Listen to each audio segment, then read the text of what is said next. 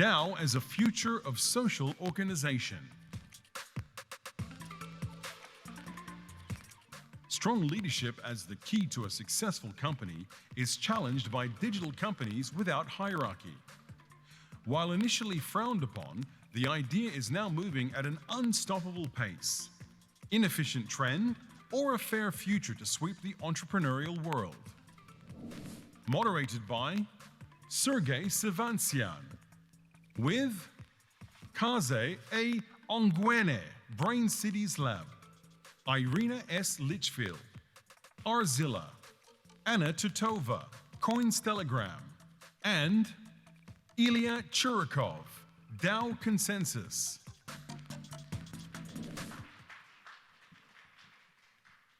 Ladies and gentlemen, hello everyone. I see not so many people here, but my huge honor to you personally that you are still with us, and my applause is to you personally. You know, today's topic is going to be about DAO as a future of social organization. But first of all, I want to introduce our panelists, and they are Kazi Ongwene. He is a CEO and founder of Brain Cities Lab. Yes, applause to him personally. Thank you. Anna Tutova, he is a media person. She is a CEO of Coinstelegram. Your applause to she. And Ilya Churakov, he is a CEO of DAO Consensus. I am masterminding this session and mastermind of think tank community, bringing people to the television, trying to make this TV really decentralized. And my first question to you guys, really DAOs as is become social organization, or they are some kind of new kind of business? Because till now, the organizations which are happening, they are trying to solve some kind of problems. They are making business, they are doing some kind of things happen to the community, to their own pocket, to the people around. And first question to you, Kazi, what do you think? How this new kind of digitalization going to be evolved? Well, I think we have one main challenge is actually we are building technologies that are impacting more and more people, more and more radically. And one of the main issues we have when some of those technologies are arising is to define, is it of a public interest? Does the private interest is below or superior to the collective interest? And I think when it comes to defining what those organizations that we call DAO today might be playing as an alternative to the traditional corporations, one of the main challenges that we have, or the main questions that we have to answer is, does actually the control of those organizations is necessary, or does only being able to, on one hand, provide services that provide a very high value or an intrinsic value to the population is enough, while at the same time, by leveraging the power of tokenization, I can still get some kind of financial return on investment or some reward for my effort. Cool, thank you. Anna Tutova, CEO of Coinstelegram, what do you think about the next steps of organization happening on Earth? So actually there are different types of DAOs, and I think we are still very early. And mainly DAOs are used by people who are really in cryptocurrency, in blockchain industry, because it's not yet that much understandable for people outside our crypto world. And generally, if to talk about DAOs, it's basically the set of the rules of organization encoded into smart contract on blockchain. So we just remove any third parties and give the power to community, which can take some decisions voting with their governance tokens. And there are different types of decentralized autonomous organizations. And if to talk about some social organizations, of course, there are some like for non-profit organizations which can be governed by DAOs to take some decisions on political, economic issues. But I think it's still too early and it's still not there. But in future, I think some international organizations even can apply this model for taking decisions in their organizations. Or as well, probably the best use case and the most popular one is DeFi DAOs. So basically money makers when people stake their tokens, where they do lending, borrowing, and voting on the development of these DeFi protocols and etc. As well, there are some other types of DAOs like DAO as SaaS or DAO organizations when just it's put for the company, when it's basically stakeholders can vote with their tokens for any important decisions in the organization. Thank you, Anna. Ilya, you are as CEO, as executive person, how do you get that consensus between social and between business? It's very interesting to understand. Yeah, thank you. First of all, I would like to thank you, all the audience. Guys, you're really brave people that you're still here. Let's applause for yourself. Woo! Yes, it's been an honor. It's almost going to be finished, but you have decided to get the last. Okay, so generally, in like DAO, it's one of the possibility to organize in a completely new way how people can work together, first of all, in an economic way, second, on the social way. Because there is two main features in DAO as a decentralized autonomous organization. One is decentralization. It's most important that a group of people can manage process, and it's really important. And this is a real democracy that's possible to do in economic space. And another point, it's a full transparency. Transparency of the money flow and transparency of the algorithm of this money flow. Because I'm working more than 15 years in financial, in asset management, so on. And the main problem is when the system is getting like more and more volume of money, it's very difficult to control it because it's controlled by 1 or 2 or 3 person, and all of the time something happening, not very good. When it's controlled by algorithm and everything is transparent and it's controlled by a group of people, it's completely new way of management, how you can build these structures. And first of all, right now we're on the stage of early adopters who is only testing this one. I know, guys, maybe who of you tried to test DAO, like bike tokens or something like this? Can you raise your hands, please? Somebody tried? Okay, I see like a few people. I see a big group of people there on the back. Guys, how are you? Make some noise, make some noise, yeah. Yeah. Cool.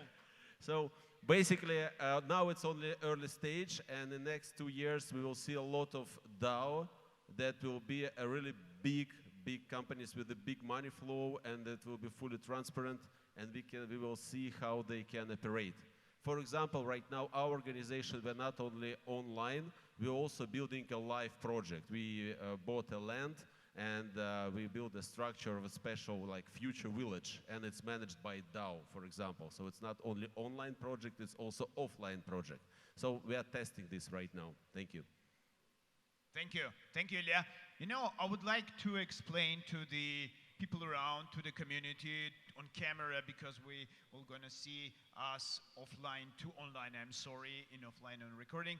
You know, DAO, the meaning is decentralized autonomous organization. First time it failed when it launched on Ethereum, then it's going to be hacked, then how it changed to the DAO. I think, and I want to hope that all of you know about that story. I am personally running 2 DAOs. One of it is DAO MBA. It's about mastering business on the blockchain of administration. Another one is DAO CIO. We are combining collective intelligence opinion. But for me, I have one question. For me, it's interesting, and I would like to know about it from you. What do you think? Is it really autonomous?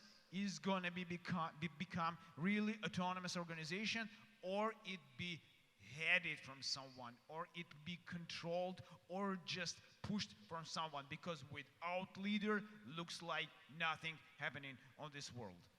Ilya, I see that you have a question, or you have the answer already. Yeah, of course. So mainly what we should understand, that any decentralization, it starts from centralization. So it's impossible to make this decentralization if you don't have a group, people, leader who manage this process. But the best way that in DAO, you can have a plan to step by step give like to community, to stakeholders, opportunity to rule this organization. Because right now we have a huge opportunities on the market, because we see that how fast it grows. We see like classic economy and DeFi, for example, economy. And a lot of projects right now are growing like so much fast. For example, yesterday we launched project Safe Hamster. It's got capitalization $20 million in a 1 day, 24 hours. It raised like more than 8,000% per day. So it's a crazy opportunity, but it should be managed by a group of people. And these kind of opportunities we see right now on the market that's growing up very fast, but only like in the model of DAO, it gives opportunity to not how to say, steal this money, but manage this by a group of people. Because when it's only 1 or 2 person or 3 person, something can happen. When it's a group of like 100 people and everything is transparent, it can be much more better, but step by step. Okay, cool, thank you. Anna, what do you think about this kind of opportunities given to the humanity? I know that you are as Cointelegram, yes, I'm right. Don't mistake it with the Cointelegraph, because it's very similar words, and I think you use it. Cointelegram also good. You know, just you have so many content creators inside, but looks like you as CEO going execute it and choose the right one to publish, right one to spread it to community. I would like to understand your thoughts. Do you think is that kind of communication able to or have a chance to become decentralized, or it has to be controlled by executors?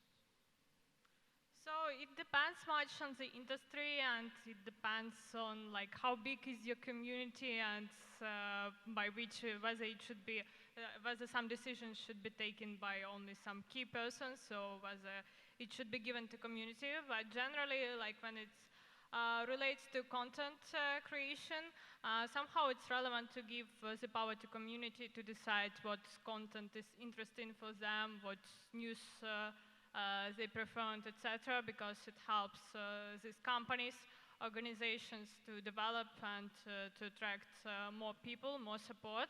And I would like to mention that it's relevant not only, for example, for media, but it's relevant for any kind of organization. And relating to DAO, for example, now there are appearing some investment funds governed by community. And for example, I'm currently advisor of Polka Ventures Fund, and we invest into DeFi and NFT projects. And all the decisions into which projects we should invest or not are taken by community. So basically, we can see the feedback of community, like reception of this or that's a new project by community. Okay, thank you. Kaze, just sum up today's event, because we are already running so huge amount of time running out, but we have 1 or 2 minutes. Well, I would say that right now we already have the opportunity to create a real decentralized autonomous organization by combining several technologies.